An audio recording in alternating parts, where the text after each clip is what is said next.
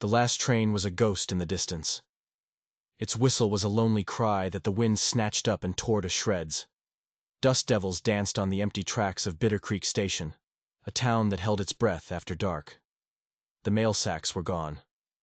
The few passengers had melted into the night, headed for the saloon or some lonely wagon ride home. The whole place was dead quiet, except for the woman. She sat on the edge of the platform, a statue under a single, flickering oil lamp. She hadn't moved when the train screamed away. She hadn't moved for hours. She just sat there, spine straight, hands folded in her lap like she was waiting. But the last train was gone. No one else was coming. Across the way, leaning on a hitch rail, Tanner Thatcher watched her. He hated being in town. Hated the way folks talked, the way their eyes pried at things that weren't their business. He was only here because his brother's widow needed a new ranch hand escorted out to Cedar Rock. That was it. A simple job. Then he saw her. And the simple job got complicated real fast. She looked like a coin flipped in the air, caught between two worlds. One side of her face was perfect. Young, fair skin, a steady gaze that was too quiet for this rough country. The other side was a ruin. A terrible roadmap of scars, skin pulled tight and waxy like a melted candle. The burns ran from her temple down past her jaw, disappearing into the high collar of her dress. People didn't look at her. Not directly. The station clerk kept shooting glances her way, his face pinched with worry. He wanted her gone. A problem like her sitting on his platform was bad for business. But she didn't seem to notice. Or maybe she just didn't care. Tanner's jaw was a hard line. He'd seen plenty of ugly things in his life. Bar fights, cattle diseases, men broken by the land. But this was different. This was deliberate. Someone had tried to erase her, and they'd only done half the job. She had no luggage. Just a small tin box tucked between her worn-out city boots. The heels were scuffed down, the leather cracked. The sole on one was coming loose. Her dress was clean, a faded blue, but it was old. Someone had taken care of her once. A long time ago. Now she just sat there, at the end of the line. Maybe at the end of everything. The wind picked up, lifting a strand of her dark hair. It revealed the raw, red mess of scar tissue along her neck. She didn't flinch, didn't adjust her collar. She just let the wind show her secrets to the night. It was a kind of defiance that made Tanner's gut tighten. The station clerk finally gave up. He slammed his window shut, the sound echoing in the silence. He turned the lock. He didn't say a word to her. Didn't even look her way. And that told Tanner everything he needed to know. No one was coming for her. She wasn't waiting. She was hiding. He pushed himself off the rail. His boots scraped on the wooden planks as he walked toward her, slow and steady. He didn't want to spook her. He stopped a few feet away, just letting her know he was there. She looked up, her good eye narrowing, her body tensing. She was expecting a threat. Another cruel word from a stranger. Tanner didn't give her one. He just looked at her face. The whole thing. The beautiful side and the broken side. He gave a single short nod. Like he'd seen it all before and didn't need an explanation. "You're coming with me," he said. It wasn't a question. It was a statement. Her eyes flinched, just a tiny movement. It told him she wasn't used to orders that sounded like they might be kind. She didn't speak. Didn't move. She was a stone. He crouched down so he was level with her, resting his arms on his knees. Up close, the scars looked angry, like the memory of the fire was still living under the skin. He didn't ask what happened. People talked too much about pain. Talked about it like it was a debt that needed to be collected. "You got a name?" he asked, his voice low. She shook her head. Once. A small, sharp movement. Maybe she didn't have one anymore. Or maybe she just didn't want to give it to him. He stared at her for a long moment. The silence stretched. "Fine," he said. "You can ride without one." She finally looked away, out toward the dark horizon where the desert stretched on forever. Not scared, not angry, just Empty. He stood up, motioning with a jerk of his chin toward the town. You stay here, folks are gonna let you rot. Her voice, when it came, was a whisper. So quiet he almost didn't hear it over the wind. It was flat. Lifeless. That's fine. Tanner looked out at the endless dark. It ain't. She hesitated. Her gaze flickered from his face to the emptiness of the station, then back again.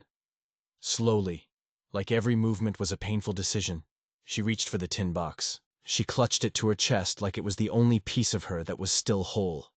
She stood up, stiff and uncertain. And for the first time, he saw the limp. Her right leg dragged just a little. Another injury. Another piece of the story she wasn't telling. He didn't ask about that either. They walked to his horse in silence. He helped her up, careful not to touch her skin for too long, careful not to make her feel helpless. She didn't thank him. He didn't expect her to. Out here, gratitude was too close to an apology, and a woman like her had nothing to be sorry for. They rode out under a sunset that looked like a fresh wound, the sky bleeding orange and red over the land. It was almost like it was trying to match the scars on her face. Tanner didn't speak for miles, neither did she. But she didn't try to get off the horse. She didn't try to run. That was enough. For now. By the time they reached the rise overlooking his valley, her body had slumped against his back. Not asleep. Just exhausted. Tired enough to finally lean on someone. The night grew cold, and she held on a little tighter. He didn't know her name. He didn't know her story. He didn't know what she was running from. But he knew one thing. Whatever had burned her, whatever had left her for dead at that station, it wasn't finished with her yet. And as he urged his horse toward the small, lonely light of his cabin, Tanner Thatcher made a decision. He wasn't letting her go. Not until he knew why. His cabin wasn't much. A single room of rough-hewn timber, built low against a ridge to cheat the wind. A lean-to on the side served as a barn. It was quiet, remote. No one ever came out this far. And that's exactly why Tanner liked it. It was the perfect place to disappear. The woman didn't speak for 2 full days. He called her Junie. He just started one morning, after seeing her stare into a cup of coffee, like she was looking for an answer in the steam. It sounded soft, like something that had been broken but was still worth keeping. She didn't say if it was her name or not. She didn't say anything at all. She moved like a ghost through his small cabin. Slow. Careful. Her arms were always tucked close to her body, like she was expecting a blow to come out of nowhere. She ate the food he left on the table. She washed her own plate. She folded the blanket on her cot each morning. But she never touched anything that wasn't hers. She was a visitor in her own life. On the 3rd morning, when he handed her a plate of eggs and bread, she whispered it. "Thank you." It was the first time her voice didn't sound like it was coming from a tomb. There was a flicker of something in it. Not hope. Not yet. But something. A week later, his horse got tangled in barbed wire. A nasty gash on its back leg. He needed help cleaning it, wrapping it. He found Junie by the woodpile, staring out at the mountains. "I need your help," he said. She just nodded and followed him to the lean-to. She wore an old bonnet she'd found in a chest, her face hidden in its shadow. Her limp was more obvious on the uneven ground of the yard, but she never stumbled. When they reached the horse, it was skittish, its eyes wide with pain. Junie didn't hesitate. She knelt in the dirt, her hands moving with a surprising confidence. She pressed a clean cloth to the wound, her touch gentle but firm. The horse, a beast that Tanner himself had trouble with sometimes, went still. It trusted her. She wasn't just a survivor. She was a healer. She'd seen pain before. And not just her own. "You ever work with horses?" Tanner asked, his voice casual. She paused for a second. "My uncle raised them." "He's still around?" Junie didn't look up from her work. Her hands kept moving, wrapping the bandage tight and clean. "No." That was all she said. He didn't push for more. The real world came crashing in during the 3rd week. It came in the form of Roy Callahan, Tanner's only neighbor. A big man with a loud voice and eyes that were always counting what wasn't his. He came riding up with his son, Tommy, trailing behind him like a frightened dog. "Thatcher!" Roy bellowed from the saddle. "Heard you took in a stray!" Tanner stepped out onto the porch, wiping grease from his hands with a rag. He saw Junie disappear from the window back into the shadows of the cabin. She always hid when she heard a horse approaching. "Didn't ask for company, Roy," Tanner said, his voice flat. Roy swung down from his horse, grinning a grin that didn't reach his eyes. "Just looking out for a friend. Folks in town are talking. Woman with half a face burned off shows up out of nowhere. No name, no story. You gotta admit, that ain't normal." "You came all this way to gossip?" Roy's grin faded. He spat a wad of tobacco near Tanner's boot. "I came to remind you this ain't the kind of place where things go unnoticed. Especially a woman like that." From inside, Junie watched through a crack in the curtain. Her hands were clenched into white-knuckled fists. Roy saw the movement. His eyes narrowed, and a cruel little smile played on his lips.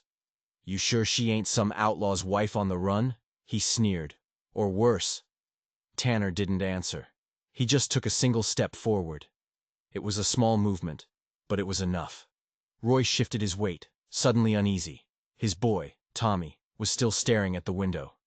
He caught Junie's eye for just a second before she vanished completely. The look on the boy's face wasn't mean like his father's. It was something else. Fear, or maybe pity. Roy finally left, but his words hung in the air like poison. This ain't the kind of place where things go unnoticed. Tanner knew it was a warning, and he knew Roy Callahan wasn't the kind of man who gave warnings for free. After that, Junie was different. She still worked in silence, mending tack, feeding the chickens, but now her eyes were always scanning the horizon. She wasn't just hiding anymore. She was watching, waiting. Every time a rider appeared on the far ridge, she would freeze, her body as tight as a bowstring. She knew someone was coming. And thanks to Roy, now the whole county knew where to look. It was Tanner's sister, Agnes, who finally put a name to the danger. She showed up 2 months after Junie arrived, bringing cornmeal and gossip. She was a practical woman, with no time for mysteries. Her eyes found Junie on the porch and didn't waver. She didn't stare at the scars. She stared at the fear. She pulled Tanner aside, her voice a low hiss. "Who is she, Tanner? Does it matter?" "It matters if someone's looking for her. A dangerous someone." Tanner kept his voice steady, but a cold knot was forming in his stomach. Maybe someone is. And maybe they shouldn't find her. Agnes folded her arms, her eyes sharp as flint. "You always were a sucker for things with broken wings." "She's not broken." Agnes glanced back at Junie, who was trying to make herself as small as possible in the corner of the porch. "Then what's she hiding from?" He didn't have an answer. Not yet. But he was starting to get a sick feeling that whatever it was far worse than a simple house fire. That night, as he was mending a fence by lamplight, she came to him. She stood in the darkness for a long time, just watching. "He was a preacher," she said. Her voice was hollow, stripped of all emotion. "My husband." Tanner kept working, his hands moving steady, but his whole body was listening. "He told everyone I fell asleep with the lamp on, that I spilled the oil, that it was my fault." Tanner set his hammer down on the fence post. The sound was a dull thud in the night. Junie stared out into the darkness, but she wasn't seeing the trees. She was seeing the past. "But he did it. He held the lamp. He always said I talked too much, so he made sure I couldn't." The silence that followed was heavy, thick with the horror of it. A preacher. A man of God. "Why'd you come here?" Tanner finally asked, his voice rough. "To Bitter Creek?" "Because," she said, turning her head slightly, "no one would ever think to look for a preacher's wife in a place where a man like you lives. Alone, away from everyone." He didn't flinch. "Smart." "But they will find me," she whispered. "Now that Roy Callahan is talking, I'll handle Roy." She looked at him then, her good eye locking onto his. "I don't want you to get burned for helping me." "Then don't run," he said, his voice low and fierce. She didn't promise, but she didn't leave. The secret was out now, hanging between them in the cold night air. A preacher. a monster hiding behind a collar, and he was looking for his wife. Not to save her, but to finish the job he started. And Tanner suddenly understood. Trouble wasn't just coming. It had been on its way for a long, long time. And Roy Callahan had just pointed it in the right direction. The storms came in early that year. Rain fell in cold, hard sheets, turning the valley into a sea of mud. The roof of the cabin groaned. The world outside was a gray blur. Tanner stood on the porch, the damp chill seeping into his bones. Inside, Junie sat in the rocking chair by the fire, an open book in her lap. She wasn't reading. Something had changed in her. The constant fear was still there, but it was sharper now. Focused, like a knife being honed. It started with a letter. Agnes brought it, riding in one morning with her face red from the wind. She held the envelope like it was a snake. "It was nailed to the church door in town," she said, her voice tight. "Just your name on it. Nothing else." Tanner didn't open it right away. He waited until night, until Junie was asleep on her cot and the fire had burned down to glowing embers. The handwriting was neat, precise, almost elegant. There was no greeting, just words that felt like a cold hand on his neck. "You are hiding what belongs to me." She took something. "I will take it back." No signature. He didn't need one. He read it 3 times, then threw it into the fire and watched it turn to black ash. The next morning, Junie found him in the barn. She didn't say a word. She just looked at the fresh ash in the stove, then at the hard set of his jaw. Her own mouth tightened into a thin white line. "He knows," she said. It wasn't a question. "He's found me." Tanner didn't have to answer. She already knew. And just like that, everything was different. The quiet peace of the cabin was gone, replaced by a tense, waiting silence. Tanner started sleeping with his rifle leaning against the wall next to his bed. He nailed a new, thicker latch on the back door. He kept his horse saddled and ready in the lean-to, just in case. They might have to ride fast. Junie saw it all. And she didn't protest. Instead, she started practicing. Weeks ago, he'd given her a small pistol. She had refused to even touch it then. Now, she took it out to the woods behind the cabin every day. The sound of her shots echoed through the valley. A single, sharp crack, over and over. She didn't hold the gun like someone who was afraid of it. She held it like someone who knew exactly what it could do. And she was getting ready to do it again. The next warning didn't come in a letter. It came on horseback. Tommy Callahan, Roy's boy, rode up to the cabin alone. He looked terrified. He claimed he was there to borrow a tool, but his hands were shaking so bad he could barely hold the reins. "Tommy," Tanner said, his voice low and steady. "What's your pa up to?" The boy flinched. He swallowed hard, his eyes darting around the yard. I think he was the one who told him." The words came out in a rush, a whispered confession. "Pa's been meeting with a stranger, a man in a clean coat and expensive boots. I saw them riding out toward the canyon 2 nights ago. Pa got paid. A lot." A stranger. Clean boots. It had to be him. Tanner's blood ran cold. The preacher wasn't just sending letters anymore. He was here, or close. "Did you tell your pa you were coming here?" Tanner asked, his eyes locked on the boys. Tommy shook his head frantically. "No, sir. He'd kill me." "Good boy," Tanner said with a sharp nod. "Now get home. And don't say a word." Tommy wheeled his horse around and galloped away, not looking back. From the shadow of the barn, Junie watched him go. She had heard everything. That night, she finally told him the rest. Her name wasn't Junie. It was Margaret. Margaret June Ashby. Her husband was Reverend Elijah Ashby, a man loved by 3 counties, a man whose sermons could bring hardened sinners to their knees, a man who built churches and orphanages. And behind closed doors, he was a monster. He didn't just hurt her. He broke her, piece by piece, until she was nothing. And when she finally found the courage to run, he locked her in their bedroom, splashed kerosene on the floorboards, and lit a match. "Let's see if your God saves you now," he'd whispered. But she didn't die. A neighbor, hearing her screams, had pulled her from the flames. She'd woken up half dead in a ditch miles from town. She had fled before Elijah could find her, before he could spin his story about the clumsy wife and the overturned lamp. She took only one thing: the tin box. Tanner had never asked what was inside. He always figured it was just some personal trinkets, the last remnants of a life she'd lost. He was wrong. So wrong. She opened it that night, by the flickering light of the lamp. Inside, nestled on a bed of old cotton, were 5 letters, each one written in a different woman's hand, each one telling the same horrible story. What Reverend Elijah had done to them. The abuse. The terror. The things he made them do in the name of God. Margaret had found them hidden in a secret compartment in his study.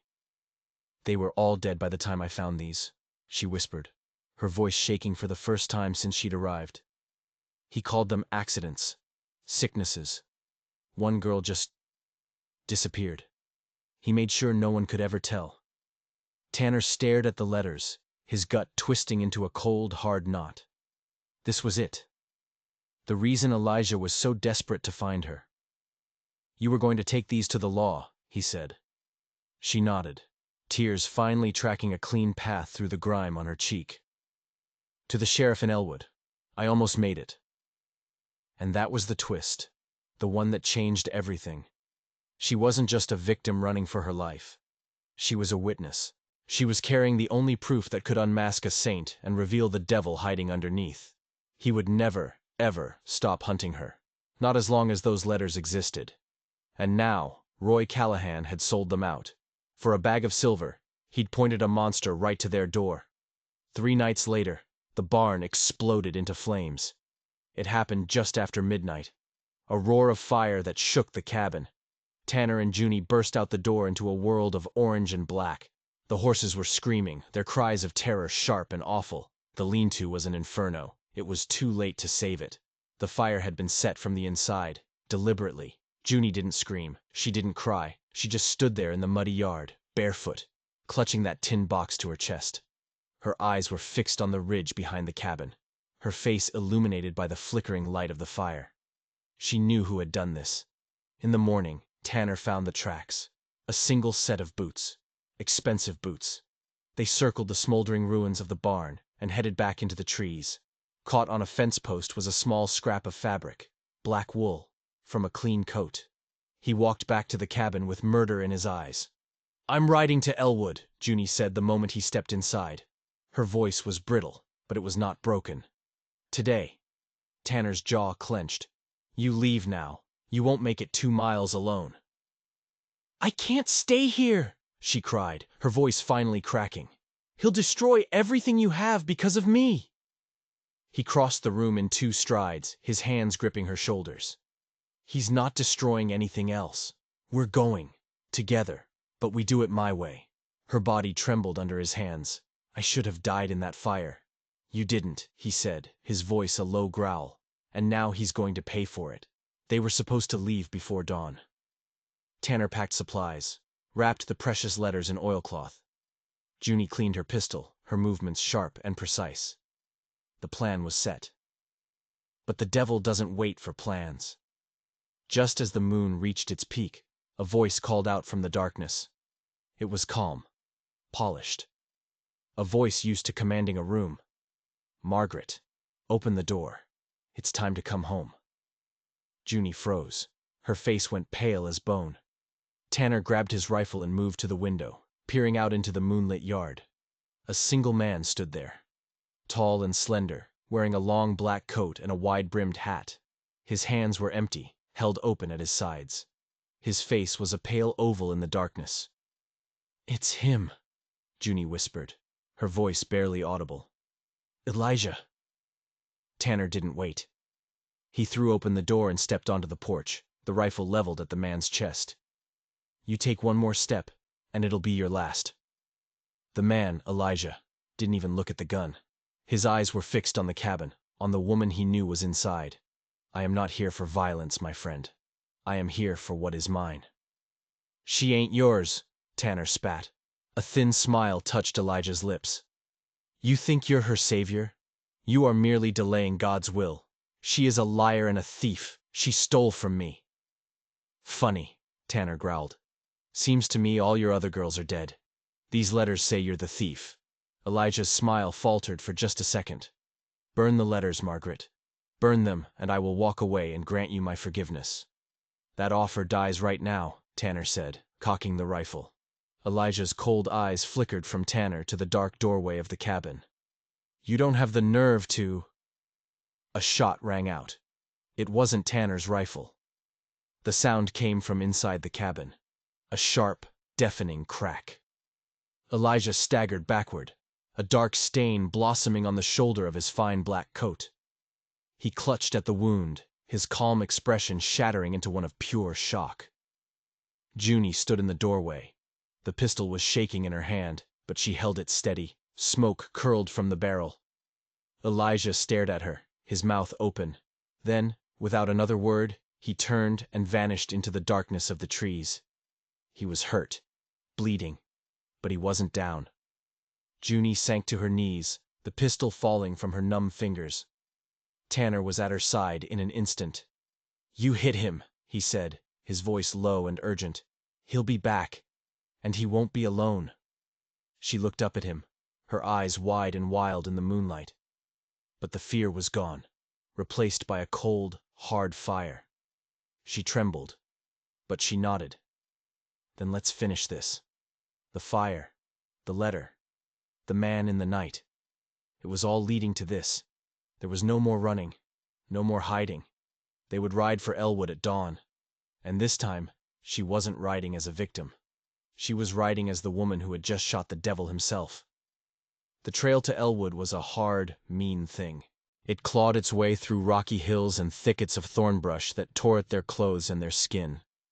They rode under a sky the color of dirty iron, the silence between them thick with everything that had happened, and everything that was about to. Junie, no, Margaret, clutched the saddle horn, her knuckles white.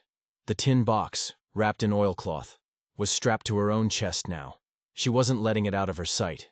They had left the smoldering ruins of their life behind them. That little cabin had been the only safe place she'd known since the fire.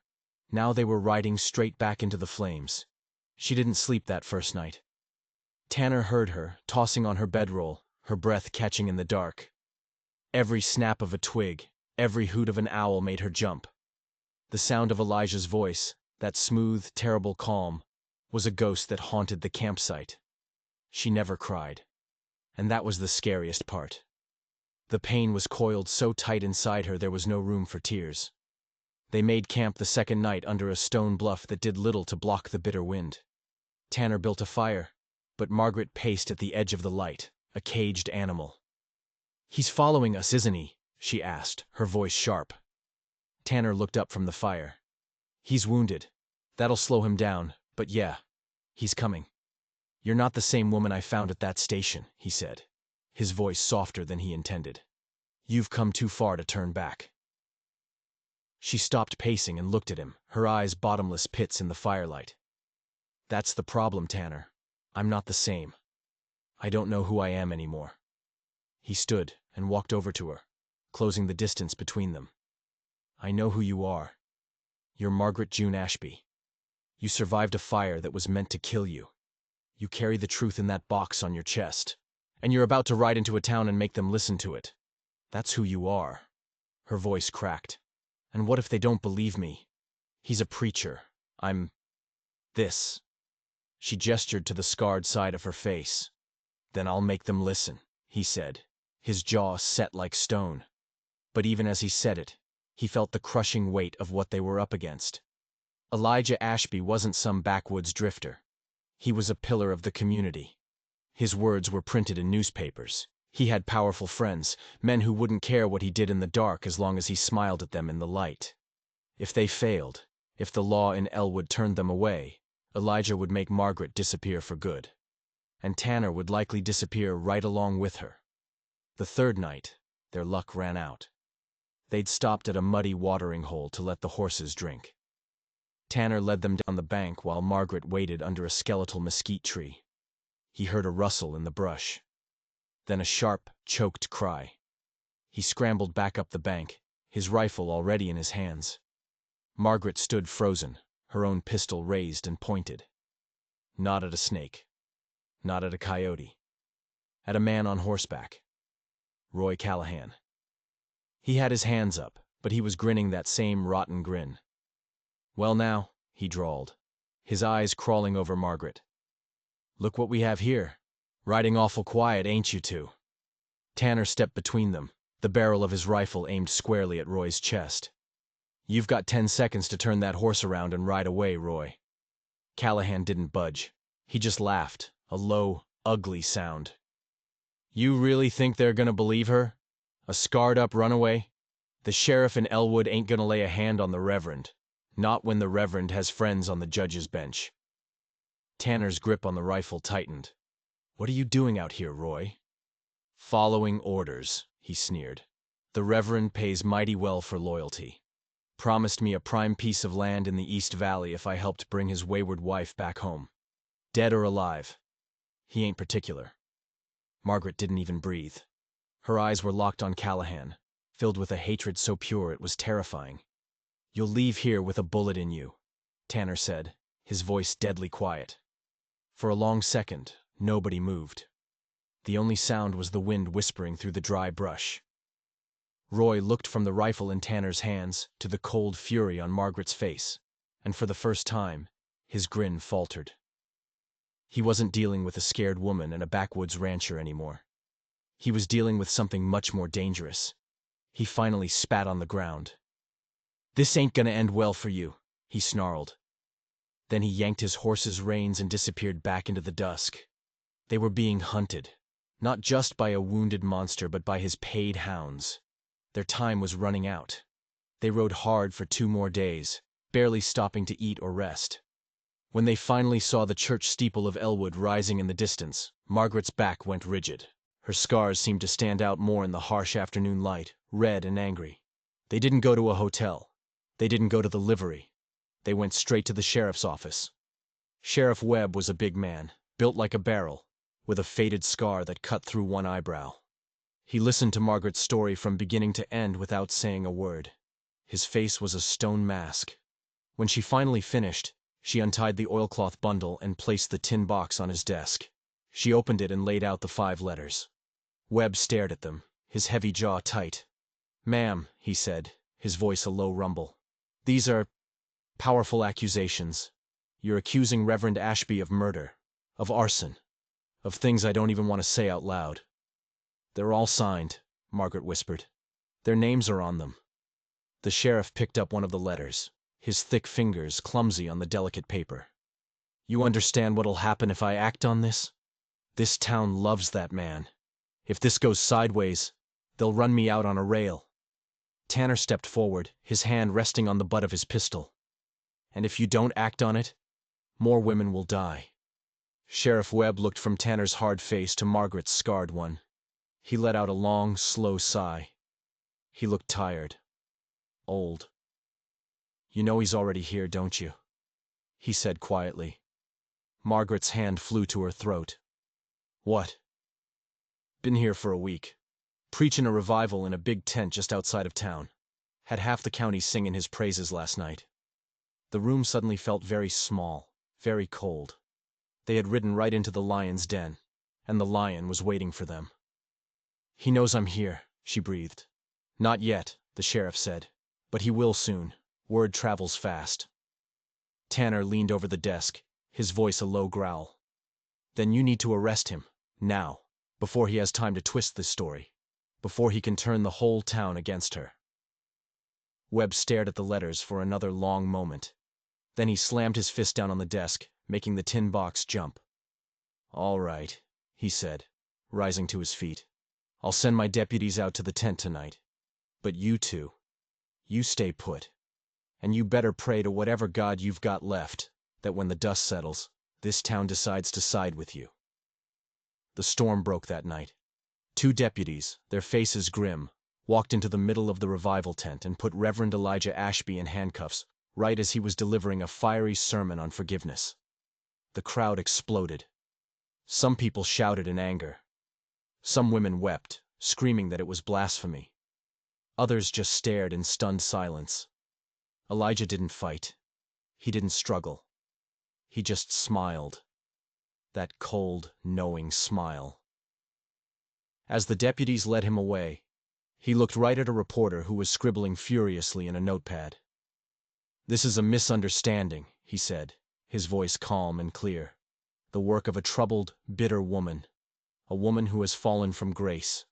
Pray for her." From the window of the sheriff's office, Margaret watched the chaos, the whispers, the pointing fingers.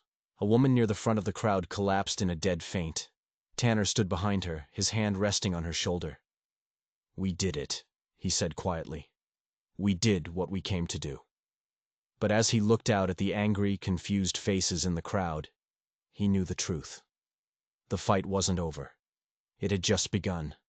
The trial was set for 3 days later. And in those 3 days, Elwood turned into a war zone. The town split right down the middle. Letters flooded the local newspaper, some defending the Reverend, others calling for his head. Fights broke out in the saloon.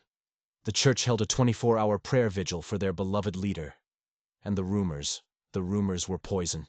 They spread like a plague. Margaret was a prostitute from the city, hired by a rival church to frame him. She was an adulteress who had tried to seduce the good Reverend, and when he rejected her, she set the fire herself out of shame. She was mentally unstable, a liar desperate for attention. Every lie they could invent, they threw at her.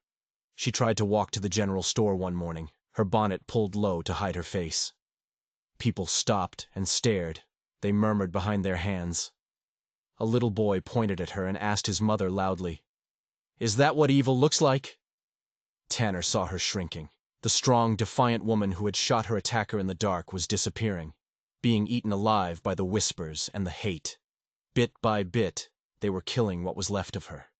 That night, in the small room they'd been given above the jail, it all came to a head. "I should have stayed hidden," she said, her voice trembling. "This is worse. This is so much worse. He's turning them all against me." Tanner stood across the room, his own anger a hot coal in his chest. "Of course he is. That's what men like him do.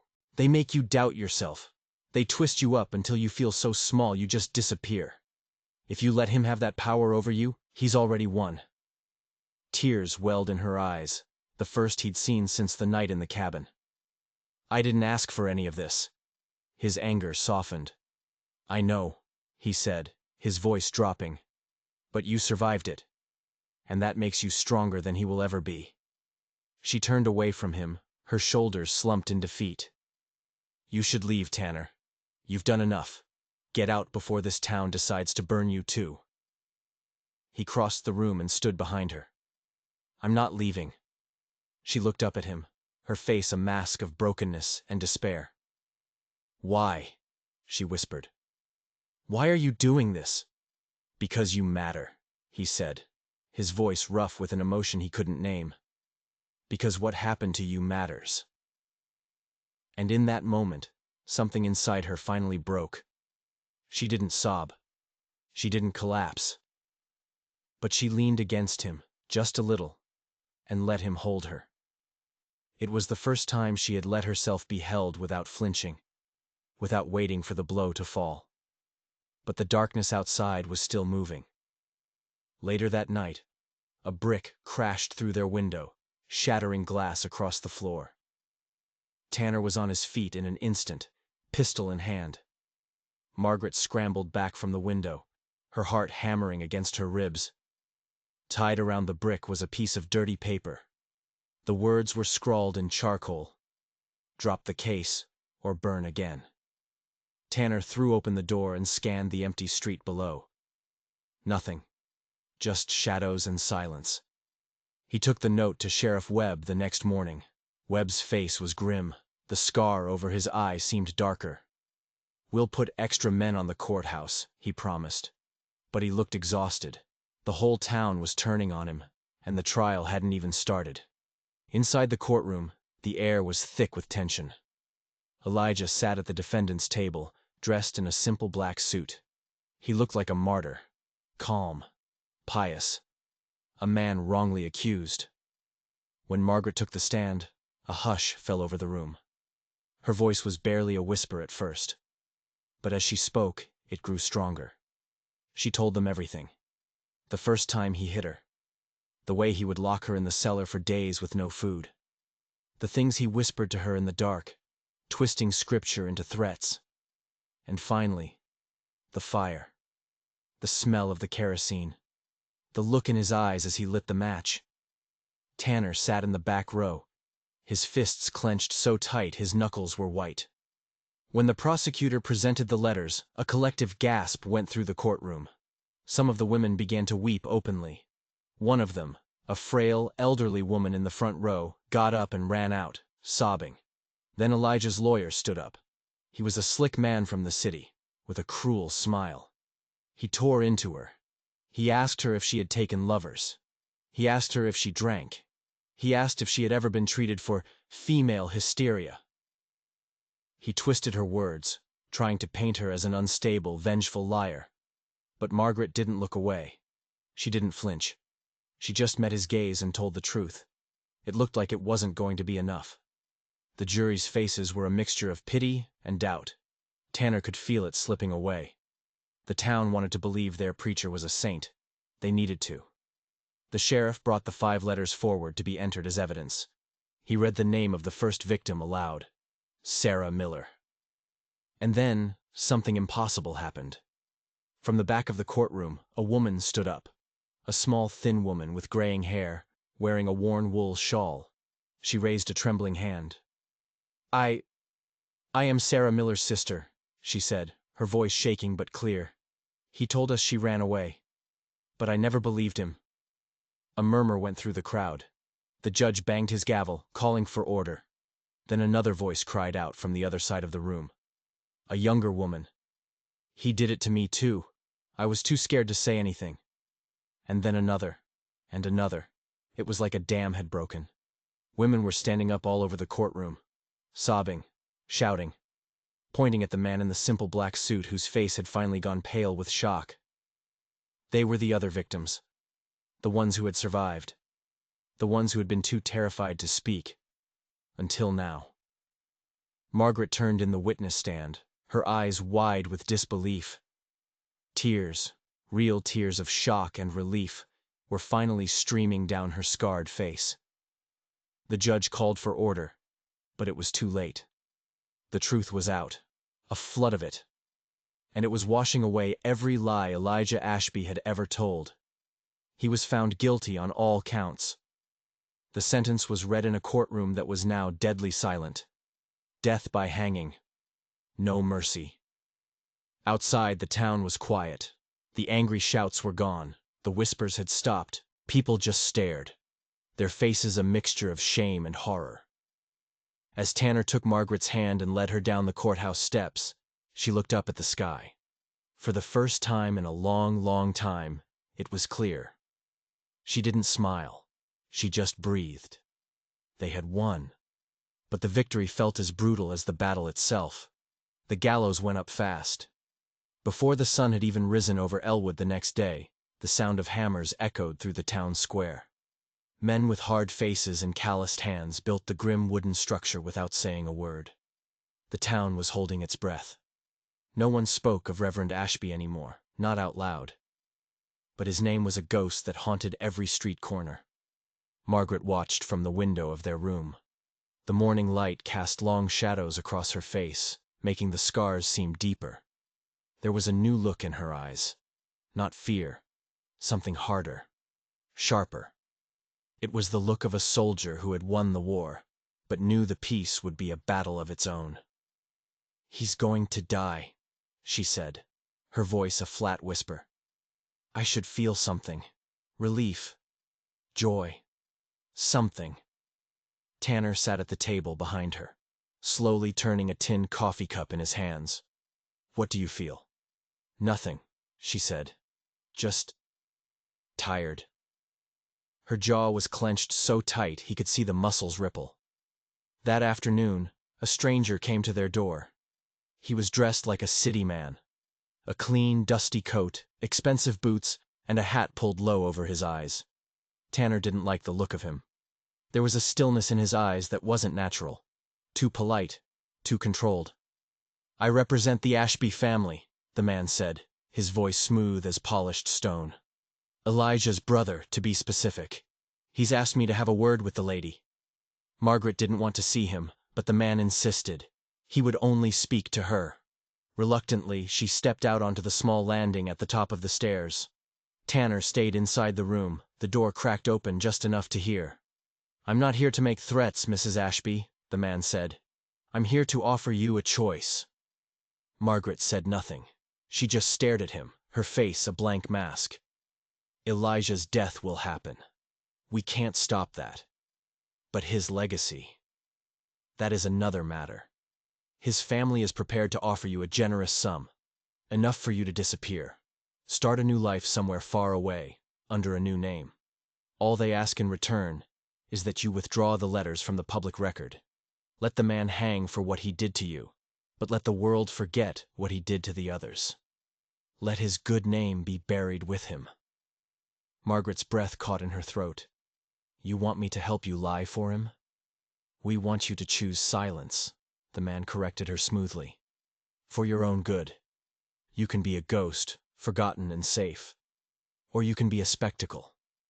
The papers will never leave you alone. Your face will be everywhere. Is that the life you want?" She turned without a word and walked back into the room. "Think about it," the man called after her. "This is your last chance to be free." She slammed the door shut, her whole body shaking with a silent rage. Tanner's fists were balled at his sides. "We're going to the sheriff." "No," she said, her voice cutting through the air like glass. "No more running, no more hiding, and no more silence. He's going to hang, and his family doesn't get to decide how the world remembers him." She looked at Tanner, her eyes burning with a righteous fire he had never seen before. "I do." The next day, the reporters came. Word of the letters had spread like wildfire. A sharp-eyed newspaper editor from Fort Sumner, a woman named Clara Templeton, found her way to their door. She didn't ask about the scars or the trial. She asked about the other women. "I want their names remembered," Margaret told her, her voice clear and strong. "I want their stories told, all of them, not just mine." Tanner watched her as she spoke to the reporter, standing on the same courthouse steps where the town had judged her. He realized in that moment that she wasn't just a survivor anymore. She was becoming something else, a symbol, a voice for the voiceless. And that made her more dangerous than ever. That night, another note was slipped under their door. No threats this time, just 5 words. He wasn't the only one.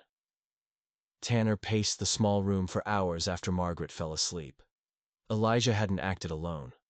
There were others, men who had helped him, men who had procured the girls, who had covered up the accidents, men who were probably pillars of their own communities. And now that Elijah's secrets were out in the open, they would be terrified. And terrified men do desperate things. He had a choice. He could take her away, right now. Ride west until they found a place where no one knew their names, and live a quiet life. Or they could stay, and fight a war that might have no end. At dawn, he sat on the edge of her bed. "I can take you away from all this," he said softly.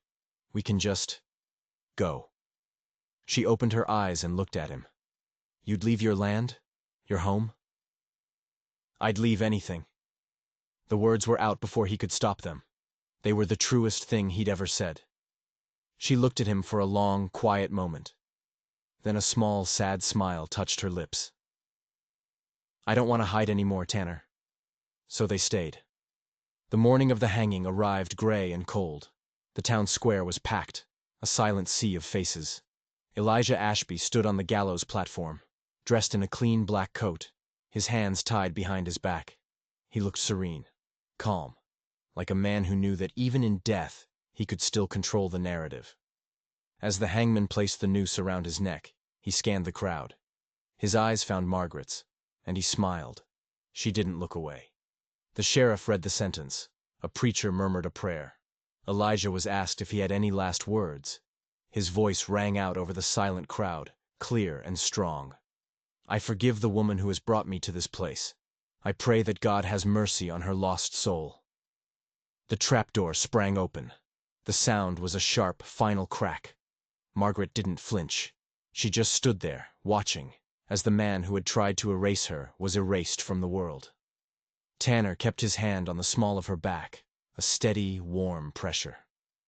Afterward, as the crowd dispersed, a strange thing happened. People didn't talk. They just walked away. Some of them nodded at Margaret as they passed, a look of quiet respect in their eyes.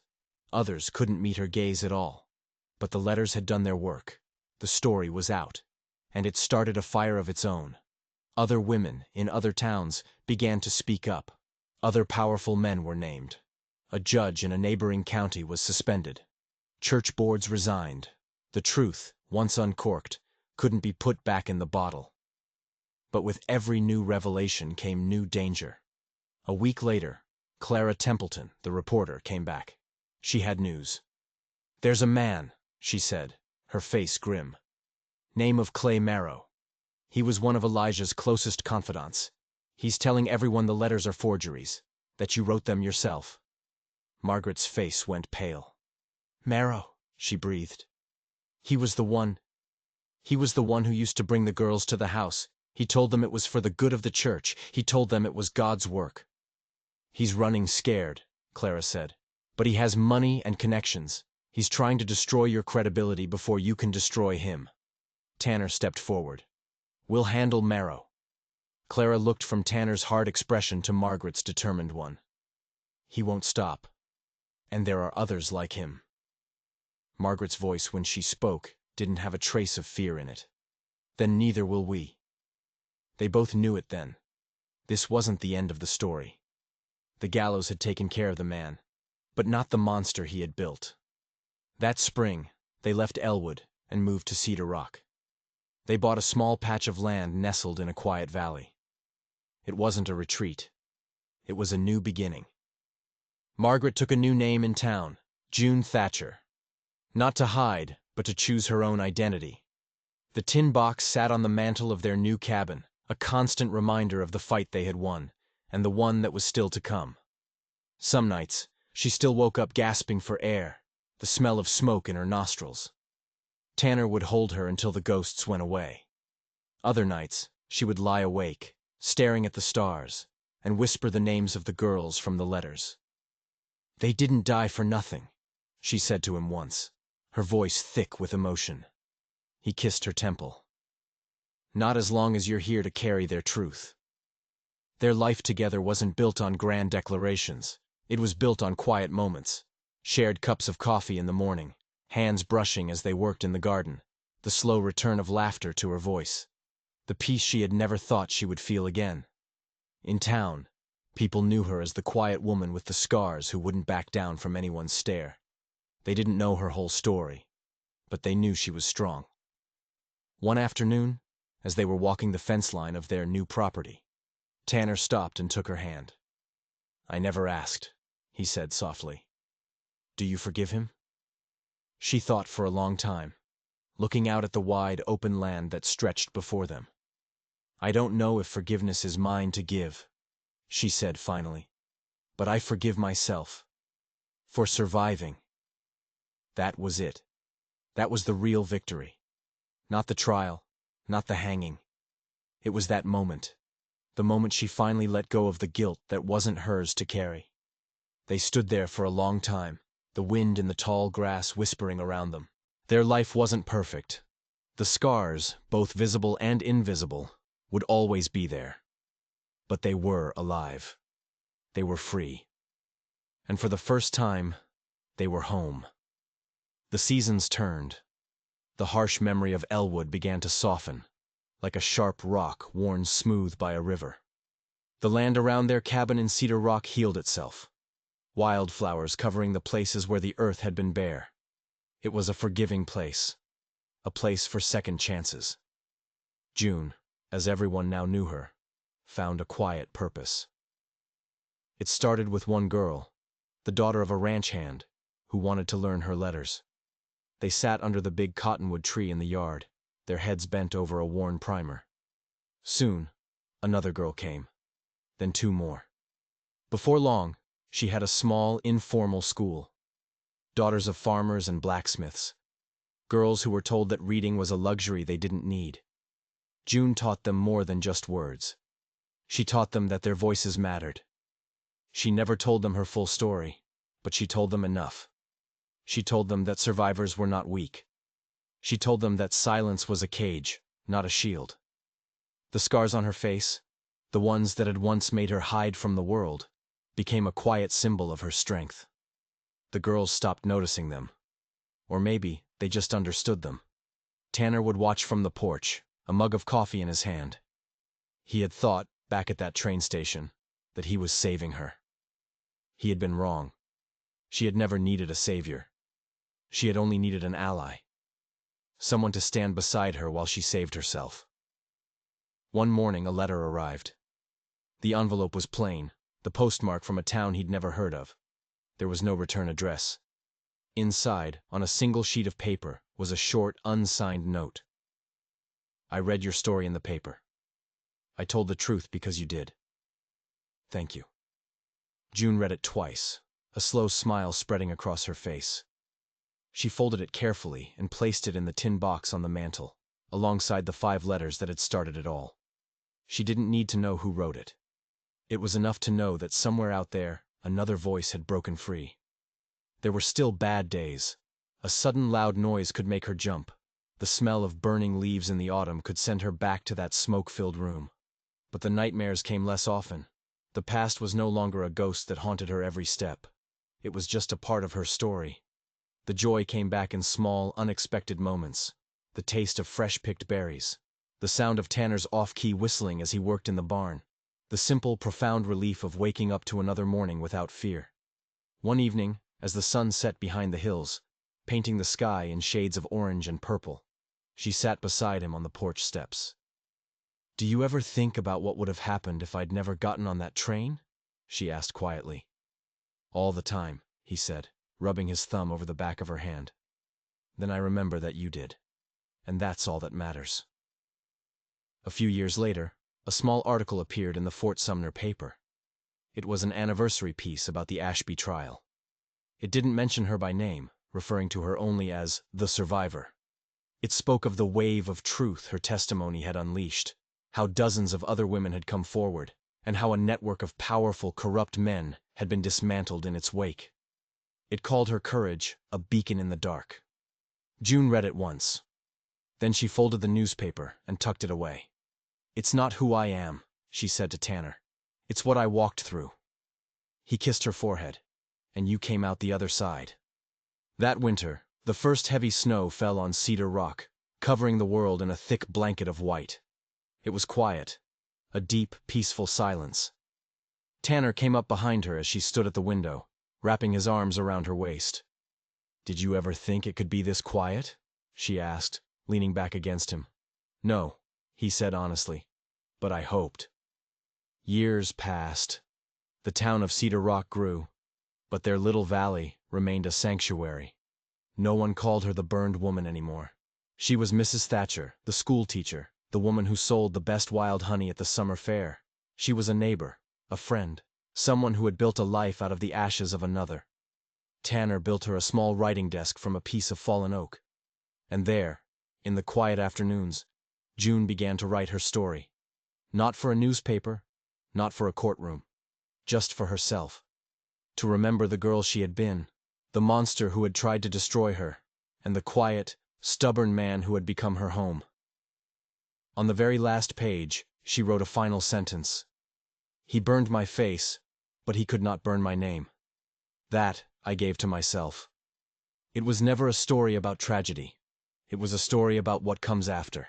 It was about the 1,000 quiet choices that make up a life, and the love that doesn't fix the wounds, but stands witness to them and waits and helps to rebuild, one slow breath at a time.